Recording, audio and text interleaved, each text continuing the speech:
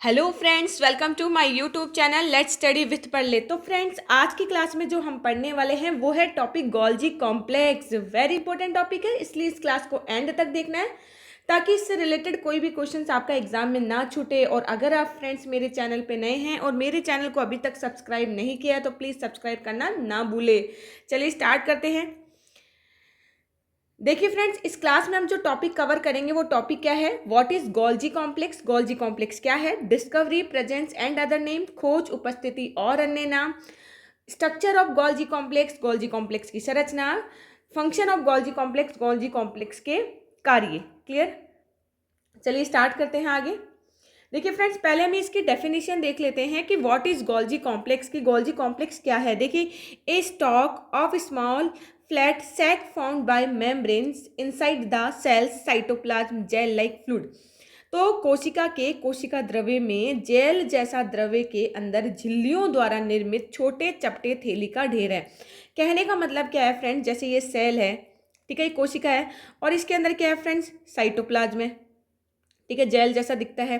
तो उसके अंदर जो आपको मेम्ब्रेन स्ट्रक्चर दिखाई देगी, झिल्लियाँ दिखाई देगी, और वो किस फॉर्म में होती है फ्रेंड? स्टॉक की फॉर्म में होती है। तो इस टाइप से कैसे? जैसे आपको कोई कॉइन दिया गया तो आप इसे एक कॉइन के ऊपर दूसरा कॉइन लगाओगे, उसके ऊपर तीसरा कॉइन लगाओगे। तो इसमें भी काफ़ी सारी मेम्ब्रेनस स्ट्रक्चर है जिसको हम आगे पढ़ेंगे। क्या बोलते हैं? सिस्टर्नी बोलते हैं। तो ये एक दूसरे के ऊपर क्या होती है फ्रेंड्स? अरेंज होती है। क्या होती है? अरेंज होती है, जिसको अपन स्टैक बोलते हैं। क्लियर? यानी एक चपटे थैली का ढेर है। आगे बात समझ में? नेक्स्ट देखिए friends, Golgi complex is a single membrane bounded cell organelle.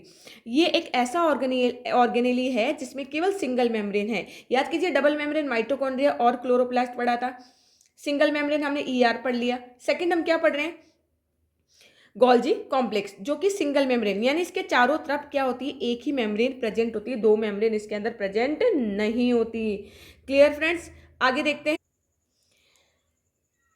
देखिए, discovery, presence and other name, खोज, उपस्थिति और अन्य नाम। देखिए फ्रेंड्स, की जो डिस्कवरी की थी वो किसने की थी? कैमिलियो गोल्जी ने।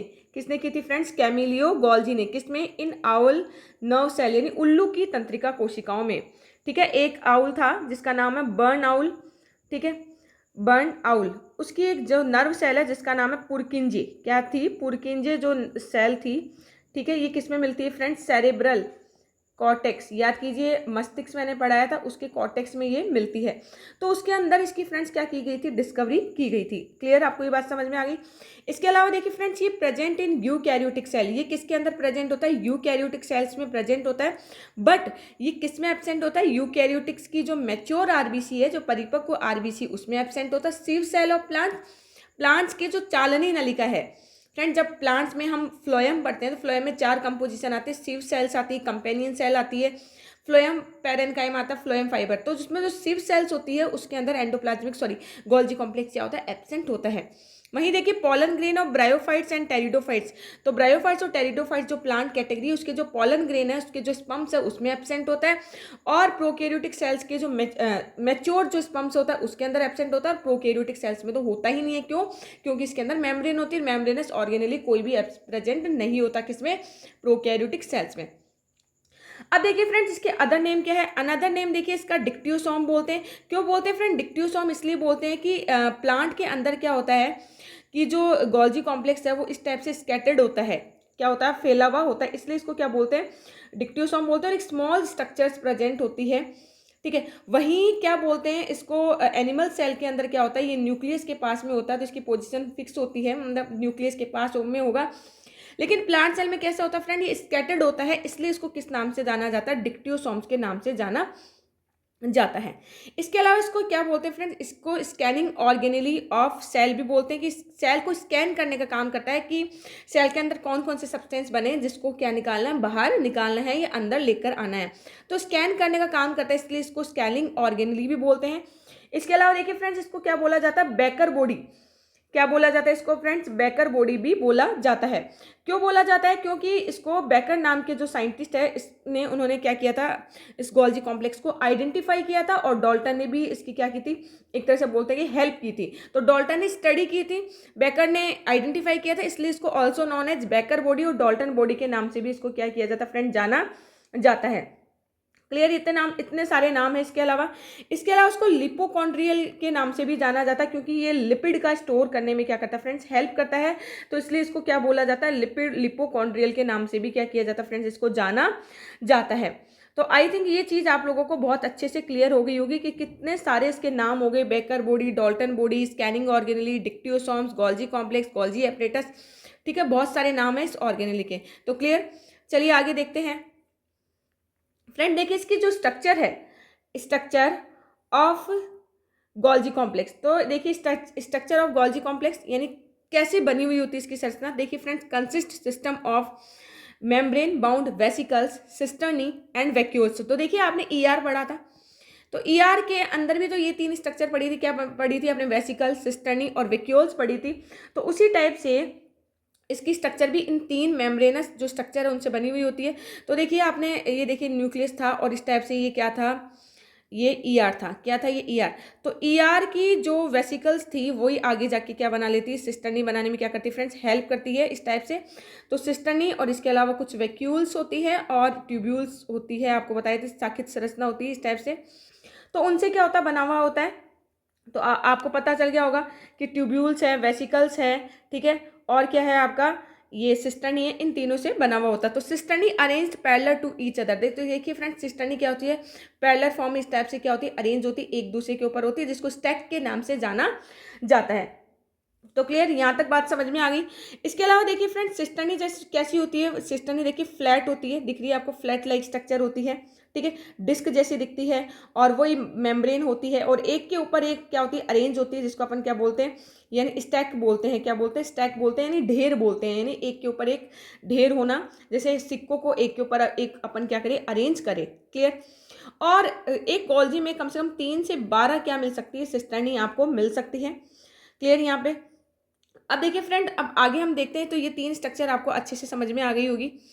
इसकी 2 फेज होती है, 2 फेज होती है। कौन कौन सी फेज होती है, देखिए ये बहुत बार क्वेश्चन पूछा जाता है, तो इसलिए इस चीज़ को आपको क्या करना है, ध्यान में रखना है कि इसकी फेज कौन कौन सी होती है।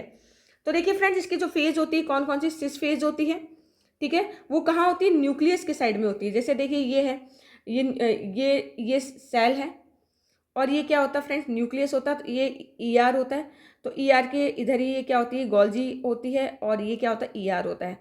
तो ये दिख रहा है आपको, डायग्राम दिख रहा है आपको, ठीक है। तो ये न्यूक्लियस के पास की तरफ, यानी ये वाला जो फेज है, ये वाला जो फेज होता है फ्रेंड्स, इसको सिस बोलते हैं। और वहीं सेकंड वाला फेज जो किसकी तरफ होता है, प्लाज्मा मेम्ब्रेन की तरफ होता है, उसको क्या बोलते हैं फ्रेंड्स, ये वाला जो फेज होता है इसको ट्रांस फेज बोलते हैं। क्या बोलते हैं फ्रेंड्स, ट्रांस फेज। तो देखिए आपको दिख रहा है, ये वाला फेज जो दिख रहा है ये सिस फेज होता है। वहीं सेकंड वाला जो लास्ट वाला फेज है जो मेम्ब्रेन की तरफ होता है, वो कौन सा फेज है फ्रेंड्स, ट्रांस फेज है। तो ये 2 फेज होती है। इन 2 फेज के बारे में हम आगे अच्छे से देखते हैं। देखिए फ्रेंड्स, सिस फेज, सिस फेज देखिए, इस फेज को हम क्या बोलते हैं फ्रेंड्स, कन्वेक्स एंट्री बोलते हैं, सिस रीजन बोलते हैं, फॉर्मिंग फेज बोलते हैं। क्यों, देखिए क्या होता है, इसको कन्वेक्स एंट्री क्यों बोलते हैं फ्रेंड्स, ये कॉन्वेक्स जैसा होता है, बिल्कुल कॉन्वेक्स, आप जानते हैं कैसा होता है, उत्तल लेंस देखा होगा आपने, तो बिल्कुल कन्वेक्स स्ट्रक्चर होती है। फॉर्मिंग फेज होता है क्योंकि ये फॉर्मेशन बनाने का काम करता है, सॉरी फॉर्मेशन का काम करता है। देखिए, compost of cisternae that face the RER, ये आरईआर से बने, आरईआर जो रफ एंडोप्लाज्मिक रेटिकुलम है उसकी जो सिस्टर्नी होती है। तो देखिए ये न्यूक्लियस होता है, ये रफ एंडोप्लाज्मिक रेटिकुलम, तो उसकी जो सिस्टर्नी है वही आगे जाके क्या बनाती है फ्रेंड्स, गोल्जी कॉम्प्लेक्स बनाने का क्या करती है, काम करती है, ठीक है। इसके अलावा इसके अंदर क्या होता है कि protein containing ER vesicles enter in the cis region of Golgi. तो ऐसे वेसिकल जो क्या बनाते हैं, प्रोटीन बनाने का काम करते हैं, तो वो किस कौन सी जगह से एंटर करेंगे, वो सिस जगह से क्या करेंगे, एंटर करेंगे। तो प्रोटीन बनाने वाली जो वेसिकल्स है गोल्जी बॉडी से निकलेगी और कहाँ जाएगी, सिस रीजन में आ जाएगी। तो आई थिंक आप लोगों को ये सिस रीजन बहुत अच्छे से समझ में आ गया होगा, ठीक है। नेक्स्ट देखिए, concave exit trans region maturing face. तो ये मैच्योरिंग फेस है, यहाँ पे चीज़ें बनती हैं और यहाँ से मैच्योर होकर क्या निकल जाती है फ्रेंड्स, बाहर निकल जाती हैं। तो compost of cisternae that face the plasma membrane, ये उस कौन सी सिस्टर्नी से बनी होती है फ्रेंड्स, जो प्लाज्मा मेम्ब्रेन है, यानी यहाँ की जो सिस्टर्नी है उसके साइड में क्या होती है फ्रेंड्स, उससे क्या होती है, बनती है।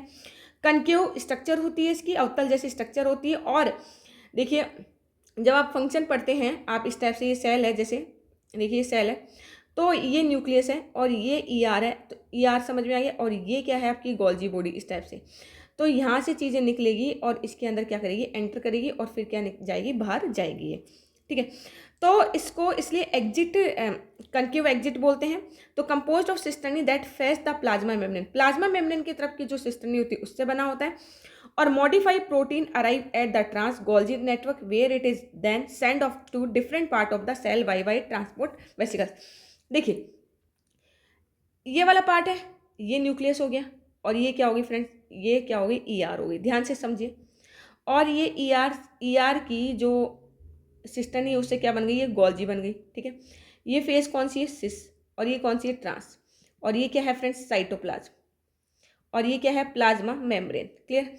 तो यहाँ से चीज़ें क्या होगी, बनेगी, देखो ये यहाँ से इस टाइप से न्यूक्लियस से ईआर में आया, और ईआर से जो भी प्रोटीन है, कोई भी चीज़ है, उसको वेसाइकल्स के फॉर्म में क्या भेजा जाता है, इसके अंदर भेजा जाता है, फिर ये यहाँ पर वेसाइकल के फॉर्म में आ जाती है, तो पैक करने का काम करती है, और फिर ये सेल के डिफरेंट पार्ट में जहाँ जहाँ प्रोटीन की या कोई हॉर्मोन्स की या लिपिड की ज़रूरत होती है, वो वहाँ पर इसको भेज दिया जाता है। तो क्लियर, इसलिए इसको क्या बोला जाता है फ्रेंड्स, ट्रांसफेज या कनकेव एंट्री, ठीक है, या मैच्योरिंग फेज बोला जाता है।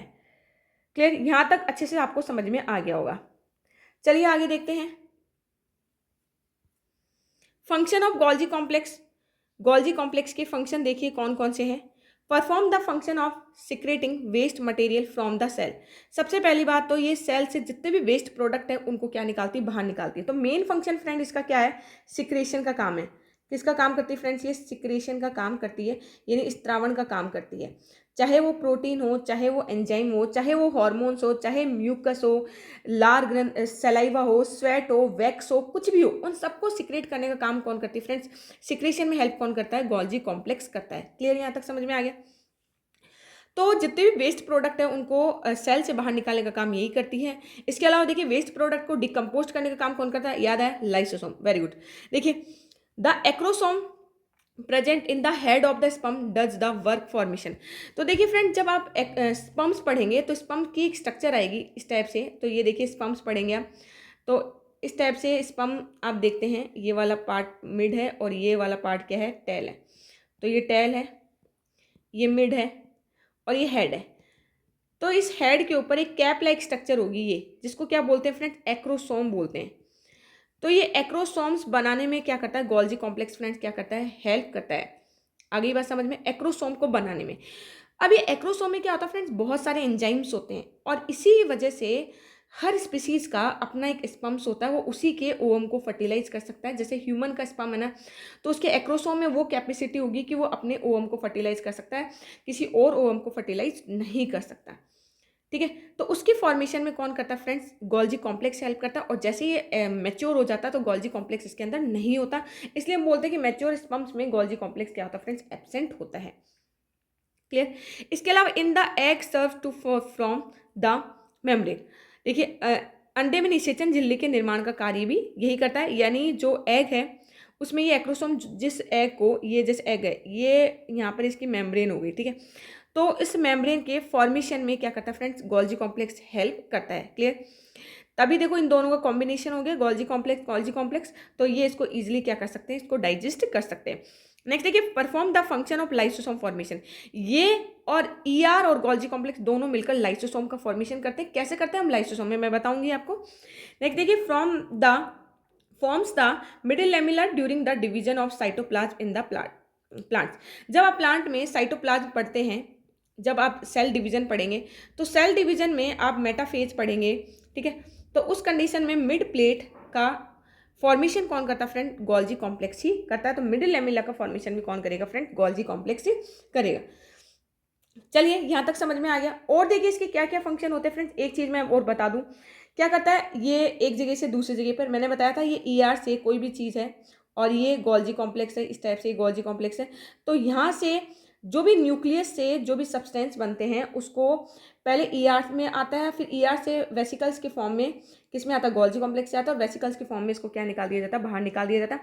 लेकिन ध्यान रखिए, जब ईआर से कोई भी चीज़ गोल्जी कॉम्प्लेक्स में आ जाती है तो उसको मॉडिफाई किया जाता है। क्या किया जाता है फ्रेंड, मॉडिफाई किया जाता है, या कुछ चीज़ें जो अननेसेसरी चीज़ें उसको सेपरेट किया जाता है, ठीक है। कुछ प्रोसेसिंग चलती है, कुछ फैट शुगर्स बनते हैं, ठीक है।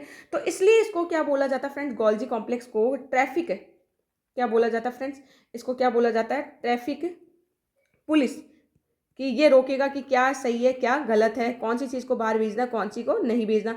तो ट्रैफिक पुलिस ऑफ सेल आपसे पूछे कौन सा ऑर्गेनली है, तो ध्यान रखिए इसका एक नाम और पता चल गया, वो है गोल्जी कॉम्प्लेक्स। क्लियर, ठीक है, क्या है, गोल्जी कॉम्प्लेक्स। तो इस टाइप से आपको पता चल गया कि इसका एक फंक्शन क्या हो गया, इसका एक फंक्शन फ्रेंड्स क्या हो गया, ट्रांसपोर्टिंग। तो ये किसका काम करता है, ट्रांसपोर्टिंग का भी क्या करता है, यानी परिवहन का क्या करता है, काम करता है। इसके अलावा मोडिफाई, तो मॉडिफाई यानी इसको बदलने का क्या करता है, काम करता है। पैकेजिंग बता ही दिया मैंने, पैकेजिंग करने का क्या भी क्या करता है फ्रेंड्स, काम करता है। किसको, प्रोटीन और लिपिड को, किसकी फॉर्म में, वेसिकल्स की फॉर्म में। इसके अलावा मैंने बता दिया सिक्रेशन का काम में, तो ये क्या करता है, एंजाइम को सिक्रेट करता है। जैसे कोई भी एंजाइम है तो उसको बाहर निकालना हो, हॉर्मोन्स बाहर निकालना हो, तो इन म्यूकस हो और मैंने बताया था सलाइवा हो, वैक्स हो, तो जितने भी सिक्रेशन है उनको सिक्रेट करने का काम भी फ्रेंड कौन करता है, गोल्जी कॉम्प्लेक्स करता है। क्लियर यहाँ तक। तो फ्रेंड्स ये थे हमारे, पूरा टॉपिक मैंने अच्छे से बहुत कम टाइम में कवर करवाया। आई होप ये आपको बहुत अच्छे से समझ में आ गया होगा। कोई डाउट है तो आप मेरे को कमेंट बॉक्स में कमेंट कर सकते हैं, और मेरे चैनल को सब्सक्राइब कर लीजिए, लाइक ज़रूर कर दीजिए और शेयर ज़रूर कर दीजिए। Thank you so much friends.